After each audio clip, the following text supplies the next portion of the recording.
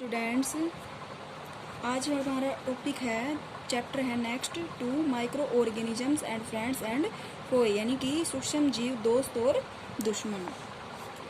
तो देखो क्या है, you have seen survival kind of plant and animal, यानी कि आपने अपने चारों ओर बहुत से पादप और जंतुओं को देखा होगा।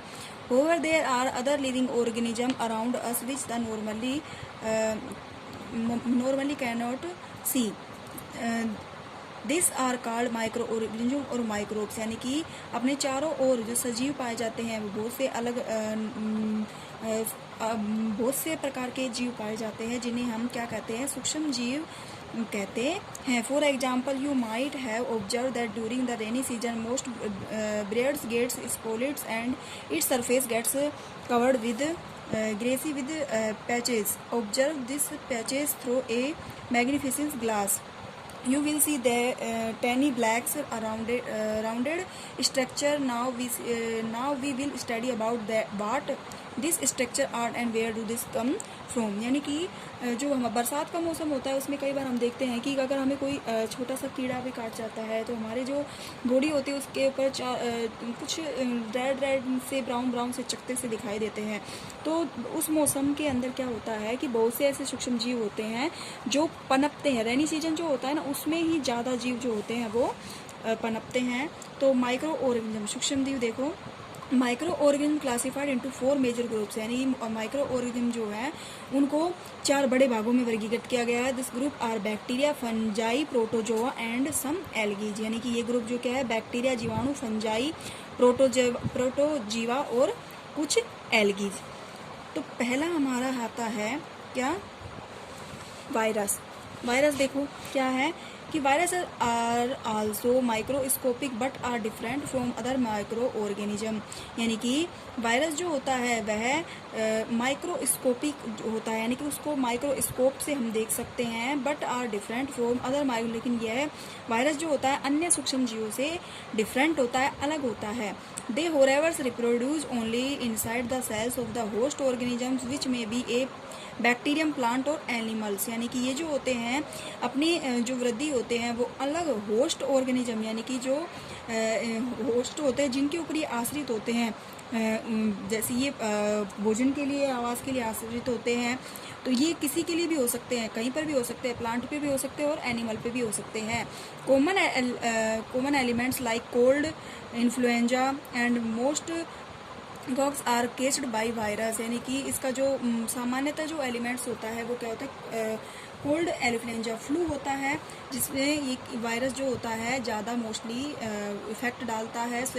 Serious disease like polio and chicken pox are also caused by virus, यानी कि इसके सबसे ज़्यादा जो केस बनते हैं वो किसके बनते हैं, पोलियो के और चिकन पॉक्स के होते हैं। Disease like dysentery and malaria are caused by protozoas, whereas typhoid and tuberculosis are bacteria disease, यानी कि जो मलेरिया होते हैं वो केस जो होता है प्रोटोजोआ के कारण होता है, मलेरिया जो रोग होता है वो प्रोटोजोआ के कारण होता है, और टाइफाइड और ट्यूबरक्लोसिस जिसे हम टीबी भी बोलते हैं ये बैक्टीरिया के कारण होते हैं।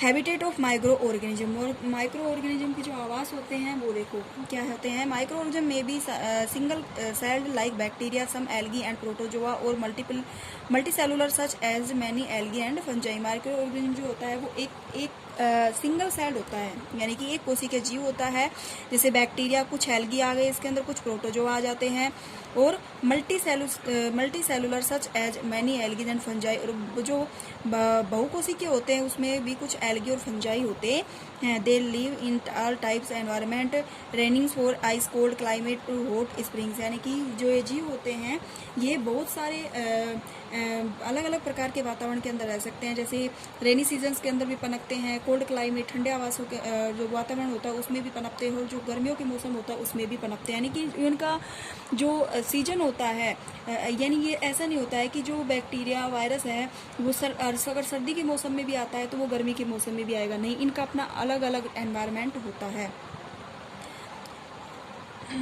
अलग अलग जो इनका एनवायरनमेंट होता है। सम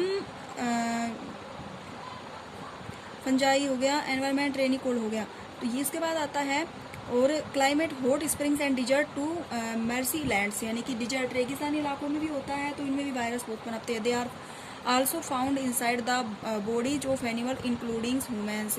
यानी कि ये जो माइक्रो ऑर्गेनिज्म जो होते हैं, सभी प्रकार के जो माइक्रो ऑर्गेनिज्म जो होते हैं वो एनिमल्स के अंदर जो होते हैं नुकसान नहीं पहुंचाते हैं, और कुछ ऑर्गेनिज्म माइक्रो ऑर्गेनिज्म ऐसे होते हैं जो इंसान के शरीर के अंदर भी उपस्थित होते हैं। Some microorganisms grow on other organisms while others exist freely। यानी कि जो कुछ ऑर्गेनिज्म जो होते हैं, माइक्रो ऑर्गेनिज्म सूक्ष्म जीव जो होते हैं, वो अन्य जीवों के अंदर भी फ्रीली यानी कि खुले आवास की तरह ही रहते हैं। लेकिन कुछ ऑर्गेनिज्म होते हैं जो हमारी बॉडी के लिए नुकसानदायी नहीं होते हैं, और कुछ ऐसे होते हैं जो हमारी बॉडी के लिए नुकसानदायी होते हैं।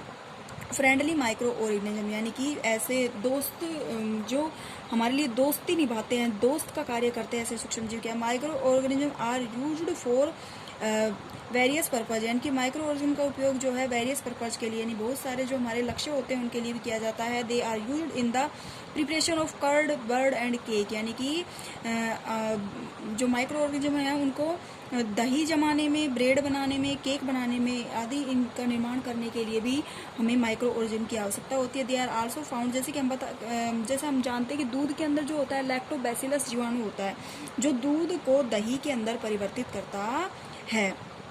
They are also use in cleaning up of the environment. यानी कि इनमें से कुछ ऐसे माइक्रो ऑर्गेनिज्म होते हैं, सूक्ष्म जीव होते हैं जो एनवायरनमेंट को क्लीन करते हैं, साफ करते हैं। For example this organic waste, vegetable peels, remains of animals faeces आर्ट। यानी कि जो सड़े गले पदार्थ होते हैं उनको, वेस्ट पदार्थ जो होते हैं उनको अपघटन करके उनको एनवायरनमेंट जो होता है उसको क्लीन करते हैं। Are broken down into the harmless and usable substance by bacteria. यानी कि जो नुकसानदायी जो पदार्थ होते हैं उनको जो हमारे एनवायरनमेंट के लिए यूजी होते हैं, यूज आने वाले पदार्थ होते हैं उन्हें परिवर्तित करते हैं। Bacteria are also use in the preparation of medicine. कुछ बैक्टीरिया ऐसे होते हैं जिनको दवाइयाँ बनाने में भी जिनका उपयोग किया जाता है। In agricultures they are use in increase soil fertility by fixing nitrogen. और कुछ बैक्टीरिया, कुछ माइक्रो ऑर्गेनिज्म ऐसे होते हैं जो कृषि में भी जिनका रोल होता है, और नाइट्रोजन फिक्सेशन, सोयल फर्टिलिटी कर करके और उसमें नाइट्रोजन फिक्सेशन का कार्य भी करते हैं।